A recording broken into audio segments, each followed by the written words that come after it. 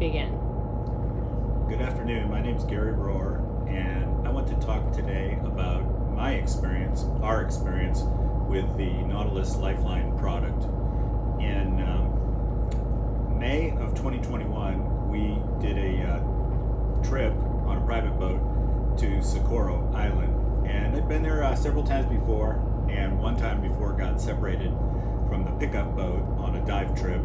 Not for very long, but enough that it was a somewhat scary experience, floating around the ocean with your SMBs and blowing whistles, and but we got picked up. So anyway, I was at a conference or a dive show in San Diego, and I saw this product, this Nautilus Lifeline back in 2019 or 2020. I thought, wow, what a great idea. It broadcasts your lat-long and emergency signal. So we bought 3 or 4 of them, and we ended up eventually on that trip. There were 6 divers and 2 guides.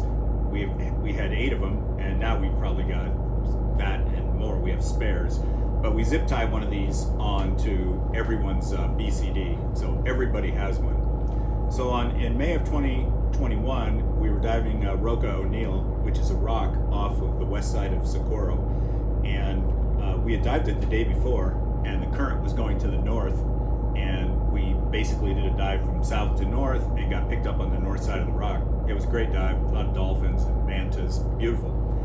And we decided to go back and do it the next day, first thing in the morning, because it was such a great dive. Well, we said we're going to do the same dive, except the current was ripping in the other direction, and it was fairly rough out, about 10-foot swells. And we ended up going south and then southwest around the island, and our pickup boat couldn't see any bubbles and went to the north side of the island, this little island, to wait for us. So the boat's over here, and we're going out to sea on the other side of the island to the west, southwest.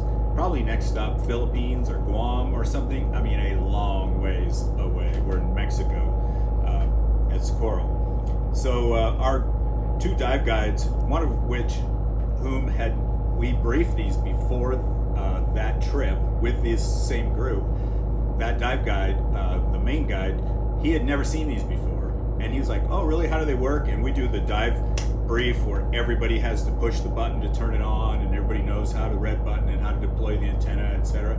And he said, oh, we'll never use those, but that's cool that we have them, sort of like people with too much technology or something, was kind of his impression, or what he said. He was the first one to deploy it. When we came to the surface, he knew we were in trouble. We were away from the pickup boat. It was not going to get picked up or seen anytime soon. We're in about 10-foot swells with 3 and 5-foot SMBs deployed. He deployed his right away, and we deployed 1 other one. So we had 8. We deployed 2, thinking that we'd save batteries on the rest of them. And within a little while, we floated out there for a while in 10-foot swells up and down, but eventually our main boat got the emergency signal, got the lat long as an emergency, knew we were past due to get picked up, and pulled anchor and came out and came right to us. I can tell you that it's a very unique feeling to be sort of lost at sea, know you're lost, and see that boat just turn and make a beeline and come straight for you because you deployed one of these devices. They pulled up next to us and said, how you guys doing? He actually said, the captain of the boat about 30 feet up, the captain over the side said to us, I didn't see you guys until we were right on top of you with those SMBs deployed because of the swell. These things probably, they at least saved us from being out there a long time, if not saved our lives. So that's our experience, and we use them on every dive.